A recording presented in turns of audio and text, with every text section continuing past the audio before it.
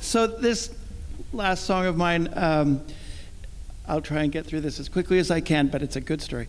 So years ago, I was in the Los Angeles chapter of Lehman Engel's musical theater writing workshop. And Lehman had an assignment in that curriculum that we were to write a ballad for the character John Merrick in the play The Elephant Man. And it was the scene when he has a meeting alone with the actress, and she comes in to his room and spends time with him, and he says these amazing things about Romeo and Juliet and all sorts of things. And in the end, I think she leans over and kisses his head or something, and she leaves, and he's just enraptured. He's like, I can die now, you know. Write a song for him to sing if you musicalize that show after she left the room with what she left him with. It was a very kind of a poignant assignment for me because the actress who created the role of the actress in the play was Penny Fuller, who at the time was a dear friend of mine. I was her pianist when she lived in Los Angeles. And Penny is an individual who had that effect on pretty much everyone she met, the same as that character in the play.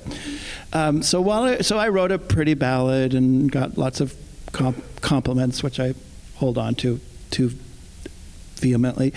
But while I was doing it, I was interested to know what the relationship was between the play and the film of The Elephant Man. And I found out that the film was produced by Mel Brooks.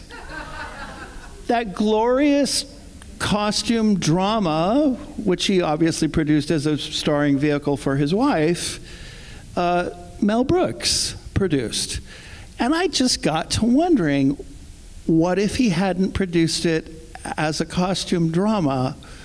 What if he had produced it as a typical Mel Brooks comedy with himself in the title role? So, if you'll picture a darkened stage with a small pool of light in the center of the stage, and Mel in his costume as the Elephant Man, covered in rags, paisley rags, is because it's Victorian era. Burlap sack over his hideous deformed head, paisley rags all over, rags on his feet, rags over. He comes out from the wings, limping, dragging one foot along. He hits the light and the orchestra starts. I am not an animal. I am a man. I'm not a lion. I'm not a camel. I'm not an ostrich hiding in the sand. I'm not a toucan. I'm not an osprey. I'm a man. I'm just a man. I am not a codfish or a hard-shelled mollusk. I'm not a plankton floating on the sea. I'm a man. My name's John Merrick. Hell, I stand up when I pee. It gets so hot in these rags, I'm all covered with sweat, and I could never ride a horse or go swimming. But if you don't mind being somebody's charity case, it's a great way to meet women. I'm not a dodo or a woolly mammoth. I'm not some giant fossil in a tomb of ancient ash. I don't live just when evolution lets me. I'm a man. I live when I got cash. I'm not a gator or a croc, a pterodactyl or an auk, or a round and friendly floating hippopotam. I don't have talons, I've got nails. I don't wear feathers, fur, or scales. I wear this sack and a paisley schmata. And then there's this very turgid music in the orchestra while a Victorian dressing screen descends from above in front of him, and the orchestra's wailing, and the rags start coming over the top of the mahogany wood, the burlap sack, and the orchestra's going. The rags off his feet, the rags off the thing, the orchestra's still playing.